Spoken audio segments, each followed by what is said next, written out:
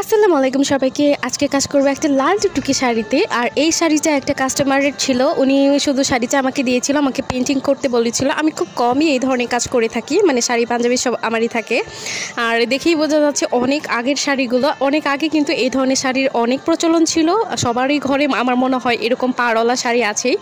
আপুর এটা মেবি ওনার মায়ের হবে, তিনি আমাকে এই কাপড়টা দিয়েছিল, বলেছিল আপনার ইচ্ছে মতো পেন্টিং করে দিতে। তাই আমি ভাবলাম যে এখানে কী কালার কম্বিনেশন হয় সেভাবে করে দিই। আপুর কোনো রেফারেন্স ছিল না, বলেছে আমি যেভাবে পারি আমার ভালো মতো মানে করে দিলেই হবে, মানে পুরোপুরি টোটালটাই আমার উপর ছেড়ে দিয়েছিল আপু। আর যেহেতু আমার ইচ্ছে মতোই করতে বলেছে সেজন্য আমার কোনো মানে টেনশন নেই, আমি আমার নিজের মতো করেই করব। আর এখানে আমি একটু ডিপ কালার বললে আমি এখানে একটু বেস দিয়ে নিচ্ছিলাম। আর কালারটা যেহেতু লাল টুকটুকে আমি প্রথমে বলেছি, কিন্তু একদম খয়েরি কালারও না আবার মেরুন কালারও না, কেমন জানি একটা কালার, মানে আগের কাপড়গুলো যেমন হতো। আর কাপড়ের ম্যাটেরিয়ালস অনেকেই জিজ্ঞেস করবেন, কাপড়ের ম্যাটেরিয়ালটা হলো জর্জেট।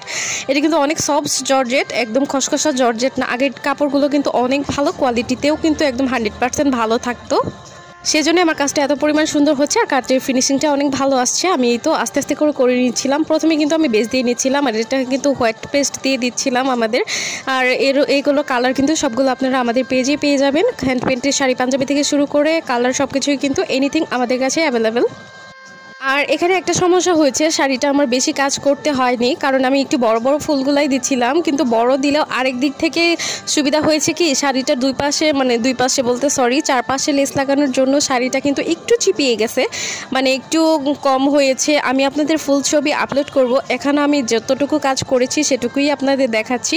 যেহেতু কোনো রেফারেন্স ছিল না আর আমার ভিডিও করা লাগতো, সেজন্য আমি প্রথমে একটু ডায়মন্ড পেন্সিল দিয়ে আঁকিয়ে নিয়েছি।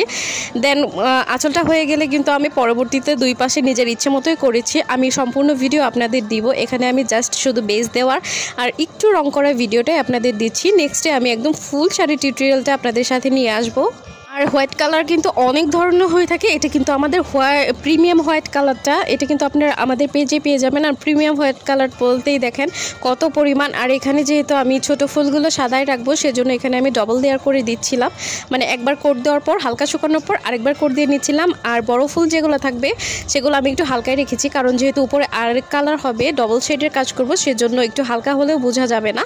আর পাতাগুলো তো আমি এমনিতেই রেখেছি, কারণ পাতার যে ডিপ কালারটা আমাদের অ্যাক্রামিন কালার যেটা, ওই কালার কিন্তু অনেক ডিপ হয়ে থাকে। আমি যদি বেস নাও দিতাম তাও হতো, কিন্তু এক জায়গায় বেস আরেক জায়গায় হালকা দিলে কাপড়টা মানে একটু মানে যেহেতু হার্ড হবে সেজন্য আমি সফট করতে চাচ্ছিলাম না, এর জন্যই আমি এইভাবে আর কি দিয়েছি। আর কালার কম্বিনেশনে কিন্তু আমি আমার মতোই করেছি, আমি প্রথমেই কিন্তু বলে নিয়েছি কোনো রেফারেন্স ছিল না এখানে। ফুল ভিডিও কার কার লাগবে অবশ্যই কিন্তু আমাকে কমেন্ট করে জানাবেন, আমি দিয়ে দেওয়ার চেষ্টা করব।